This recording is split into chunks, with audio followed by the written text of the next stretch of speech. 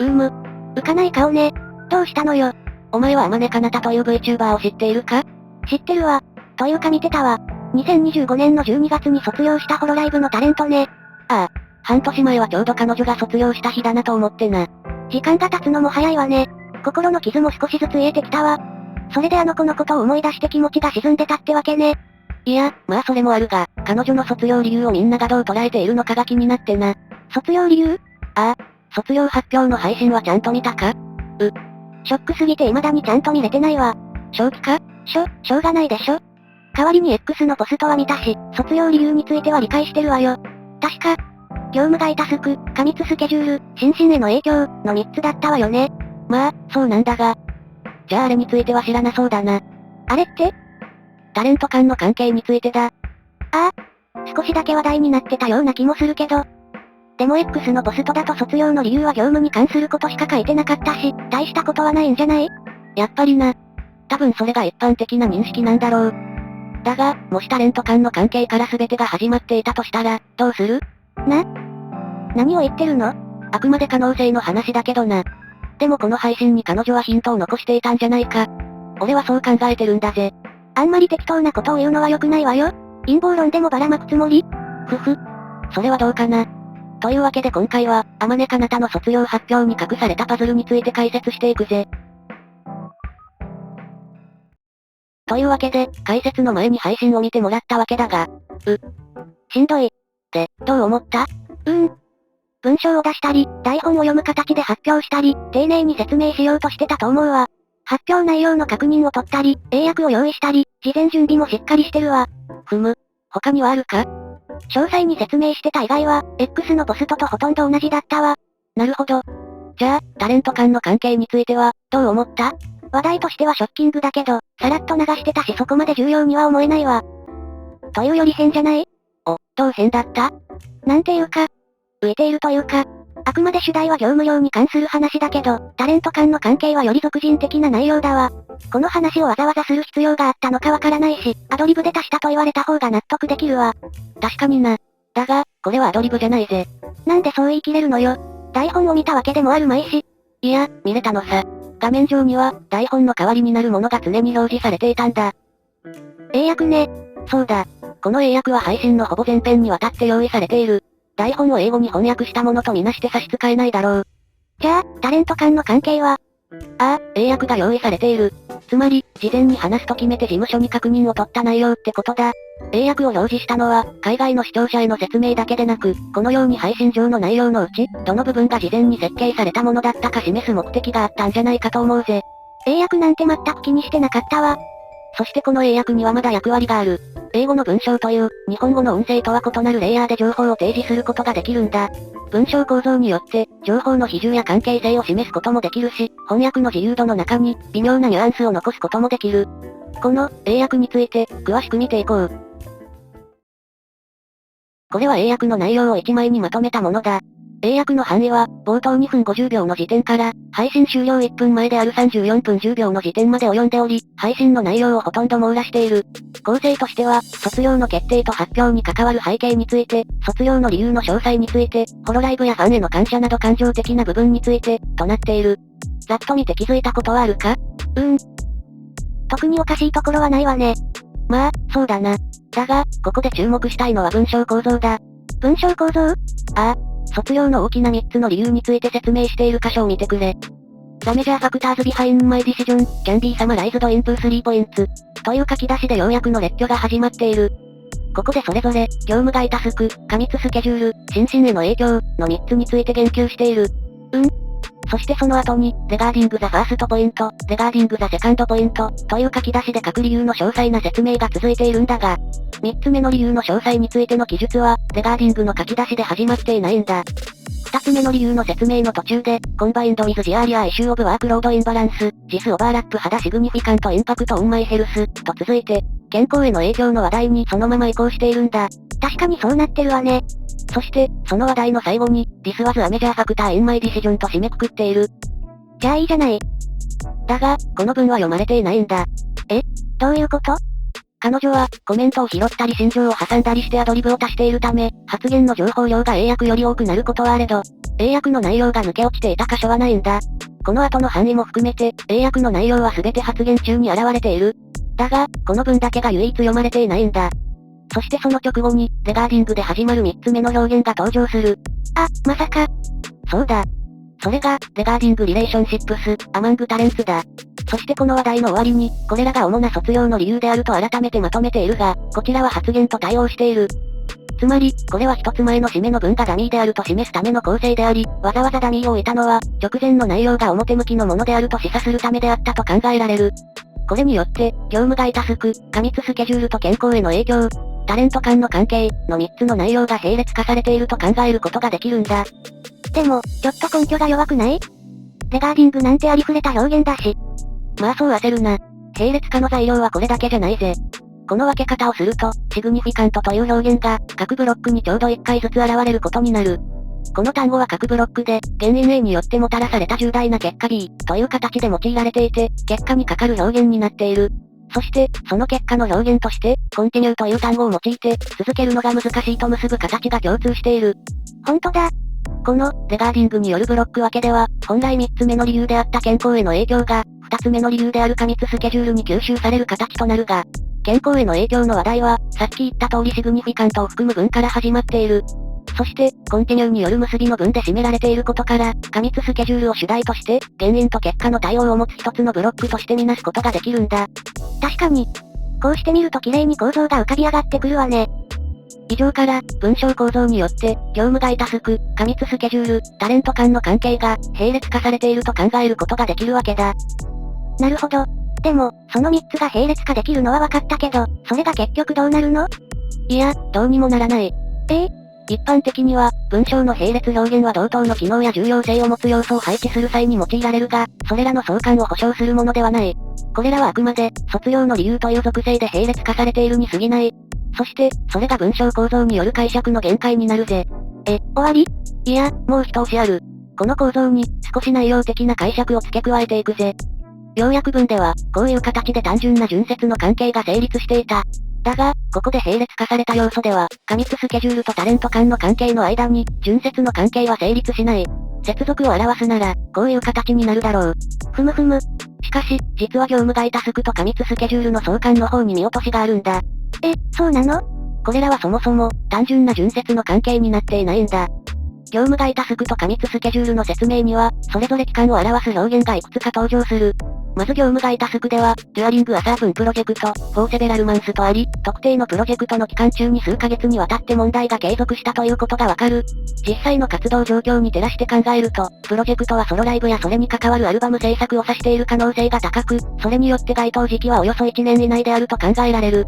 次に過密スケジュールでは、オーバーザイヤーズ、セベラルイヤーズアゴーとあり、問題について長年にわたって相談していたことや、数年前に対応の説明を受けていたということがわかる。それだと時系列としては逆転してしまうわ。そうだな。だが、別に矛盾しているわけじゃないんだ。どういうことか。つまり、過密スケジュールは先に存在した全体的な問題で、業務外タスクは、その問題に寄与する個別の具体例ってことなんだ。これによって両者の関係は、順接の関係であると同時に、時系列に沿った解釈によってこのような形で表すこともできるんだ。そして、タレント間の関係にも期間を表す表現が登場する。それが、オーバーロングピリオドね。そうだ。じゃあ、オーバーロングピリオドとオーバーザイヤーズは、どちらが長い期間を指していると思う？わかんないわ。まあここが難しいとこなんだが。これらはどちらも文脈に依存し、漠然と長い期間を指す表現だから単純な比較は難しい。だが一般的には、オーバーロングピリオドの方がより長くスケールの大きい期間を指すことが多く、明確に長さを強調している表現になっている。つまりタレント間の関係は、過密スケジュールよりも先に存在していた問題であると考えることができるんだ。じゃあ全部合わせると、こうなるな。これが、最初に言った、タレント間の関係から全てが始まっているとしたら、を構造的に示したものだ。でも、これはあくまで時系列であって、相関までは示せてないんじゃない？まあ、そうだな。そしてこれが内容的解釈の限界だ。だが、この構造は巧みに隠されていた。日本の視聴者はまず英訳は読まない。だが英訳だけでは不完全で、文章も2行ずつ表示されていて配信を見ただけでは構造に気づきにくい。この構造は発言と英訳の内容を整理し、補完し合わなければ完成しないようになっている。そして緻密に文章を設計したこと、それを裏側に隠したということそれ自体が十分に示唆的だ。故に内容ではなく、構造そのものに意味があるとすべきだと思うぜ。微妙にスッキリしないわね。むしろ、内容として示すには超えられないラインがあるはずで、構造を隠すことが限界だったはずだ。そして、これが限界なら、間違いなく踏み込んだ解釈に確信がある。と俺は考えているぜ。すごいわね。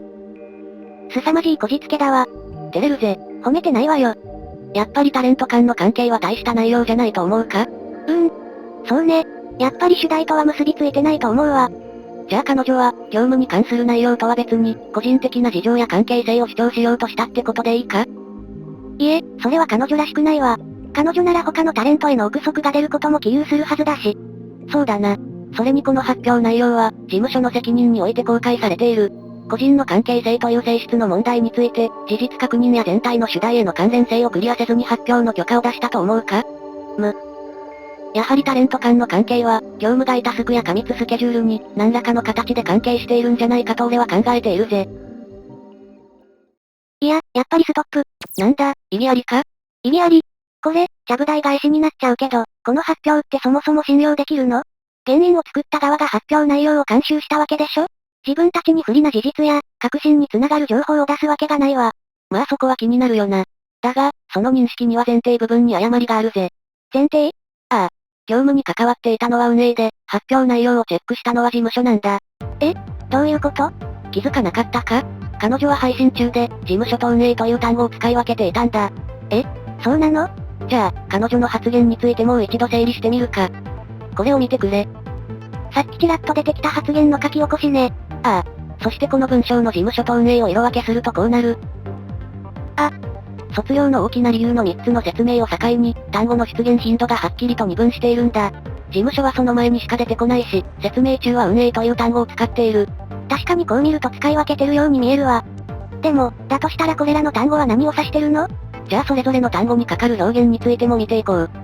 まず事務所についてだが、卒業について話し合った、揉めてない、発表内容についての確認をもらった、ということがわかる。次に運営については、業務に関する確認、話し合い、提案、相談、説明、が行われたということがわかる。整理するとざっとこんな感じになる。確かに業務に関わってるのは運営で、卒業発表に関わってるのは事務所ってことになるわね。そして彼女が揉めてないとしているのは、あくまで事務所の方ってことになる。まあこれで運営とは揉めたとするのも早計かもしれないが、重要なのは事務所は信用できるということだ。これだけで信用できるなんて言い切れるの？まあこれだけだと微妙だな。それでも彼女を信じるなら、事務所はある程度信用できるとしていいだろう。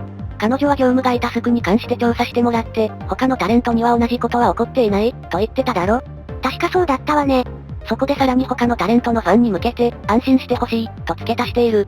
仮に調査結果が信用できないものであったなら、彼女がここまで言い切ると思うか？彼女の性格的にありえないわね。つまり彼女の視点からは、内部調査は信用できるものであったということになる。でも待って、発言によると運営との話し合いで説明を受けたことになってるわ。事務所の評価には使えないんじゃない？それはおそらく意図的に事務所という単語を使わなかったんだろう。同じ文中で使い分けるのは露骨すぎるからな。内部調査自体は事務所の管轄で実施されたと思うぜ。その解釈は都合良すぎない？あと管轄って言うけど、結局運営と事務所はどう違うのよ。それを今から説明しよう。今度は英訳も見ていくぜ。英訳大活躍ね。当たり前だが、英訳でも単語の出現頻度は二分している。まず事務所についてだが、明確に名詞として訳が出てくるのは、このカンパニーだけだ。事務所の誰かと揉めたとかじゃないの部分ね。ここではカンパニーとなっているが、一般的にはオフィスやエージェンシーと訳されるのが普通だ。これは本来の意味より、全体的な広い範囲を表しているように見える。また、卒業の形式に関する同意についての部分では、名詞としての訳は存在しないが、対応する表現としてミュチュアルアグリーメントが使われている。この直前に、ジアグリーメントオブカバーコーポレーションマイセルフという表現があることから、やはり事務所は会社そのものあるいは決定権を持つような組織上層を指していると考えられるぜ。なるほど。次に運営についてだ。こちらはマネージメントと訳されているがこれは一般的なものだろう。そして内容から運営についてわかるのは、タレントの業務を管理しているということぐらいだが、業務を通してタレントとのやり取りが頻繁に行われていることから、ある程度タレントに近い部署であると考えられる。ここまではいいか？なんとなくわかってきたわ。で、これはカバー株式会社の公式のノートに掲載されている部署情報なんだが、今までの情報から、事務所と運営はそれぞれどの範囲を指していると思う？運営は国内運営本部以下で、事務所はそれより上ってこと？ああ、その可能性が高いと考えられるぜ。内部調査も、内部監査室が実施したとするのが妥当だし、それなら事務所の管轄と言えるだろ？確かにそれなら筋は通るわ。それで内部調査が信用できるなら事務所も信用できるってことになるのね。ああ。そしてその事務所の確認をパスしている発表内容も、事実ベースであるという保証がなされるというわけだ。なるほど。細かいとこを気にしてかなり作り込まれてるわね。なんだか彼女らしいわ。まあ事務所が用意した可能性もあるけどな。じゃあ、納得もしてもらえたところで、結論をまとめておくか。まだ納得してないわよ。情報の構造的解釈による事象としての位置づけ。彼女による事務所に対する信頼性と、その事務所による事象の客観性及び主題への関連性の示唆。これらによって、タレント間の関係は極めて重要な意味合いを持っている可能性が高い。というのがこの考察の結論だ。ついでにちょっと踏み込んだ話もしておくか。この問題が彼女にだけ発生したというのはやはり異常だ。マネジメントという全てのタレントに平等に関係のある領域の問題において、特定の一人のみに長期間にわたって継続し、確認や相談を繰り返しても解消されないなんて偶然起こりうると思うか？タレントマネジメントのシステムが原因なら、他のタレントにも発生しうるはずだ。だが、そうはならなかった。つまりこれらの問題は、組織の性質ではない他の何か、いわばある種の個人的な意図や、局所的な権限によって生じた可能性が高いと考えられる。また問題の解決には、組織の仕組みや体制を見直す必要があるともしている。他のタレントに与えられている基本的な待遇が、組織の体制を見直さないと特定の一人には実現できないというのもおかしいと思わないか？じゃあ本当はもっと簡単に解決できるってこと？いや違うぜ。解決のためには本当に組織の体制を見直す必要があるんだろう。これは発表内容に嘘があるという指摘じゃない。事実であるとすればこそ浮かび上がる異常性、事柄が示す本当の意味、彼女が何を伝えようとしたのか、彼女が残した意図を拾い上げようとする試みだ。つまりだ。この問題はそもそもあまねかなた以外には起こり得ず、個人的な意図や局所的な権限、あるいはその両方によって生じ、組織の体制がそれを可能とする状態だった、ってことだ。そしてタレント間の関係。これらから立ち上がる一つの仮説は、ちょっとストップ。やっぱり陰謀論じゃない。ああ、そうだぜ。あっさり認めるのね。陰謀論はただのラベリングに過ぎないからな。重要なのは内容の角度だと思うぜ。聞こえはいいけど結局証明しようがないじゃない。証拠不十分よ。だが違うとも言い切れないだろ？否定の根拠がないならその主張もまた陰謀論だぜ。そんなの悪魔の証明じゃない。否定できなければ成立なんて乱暴よ。いやそんなことは言ってないぜ。ねえ？じゃあどういうこと？どちらとも言えるってことだ。陰謀論と称されるものは論理的に破綻している口頭無形なものもあるが、淘汰されず残る議論の多くはその正誤の決着がつかないものだ。そういう議論に対して確実に正しいのは、正しいかもしれないし間違っているかもしれない、そういう可能性もある、という曖昧さを曖昧なまま受け入れるスタンスだ。なるほど。確かにその通りかもしれないけど、でもやっぱりそんなグレーなもの抱えたくないわ。もやもやするし。まあ見なかったことにして忘れるのも結論を出さないという意味では正しいな。精神衛生的にはそっちの方がいいだろう。だが陰謀論というだけで拒否反応を起こして、中身について鼻から関心の外に置くのはただの思考停止だぜ。まあ確かに中身を見て判断すべきというのは正しいわね。私は見た上で信じないわ。ああ、それもいい。結論を押し付けるつもりはない。で結局何の話だったっけ？よくわからなくなってきたわ。まあ陰謀論の話はおまけだ。俺が伝えたかったのは、目をそらさず考え続けてくれってことだ。そしてこの解説で思考の材料を提示したというわけだぜ。あとは各々好きに考えてくれればそれでいい。でも見なかったことにして忘れるのもありだ。曖昧な着地をしたわね。まあな。なんでどうやってるのよ。ちなみに彼女が残したヒントはまだあるぜ。そうなの？なんだ、気になるのか？聞いただけよ。ノートの方にいくつか考察記事を用意しているぜ。もちろん今回の考察の文もある。まあそっちは固めの文章だから読みにくいかもしれないけどな。他の考察については動画で解説するかわからないけど、すぐ知りたいなら概要欄の URL から読みに行けるぞ。嫌だから興味ないってば。まあこんなもんだな。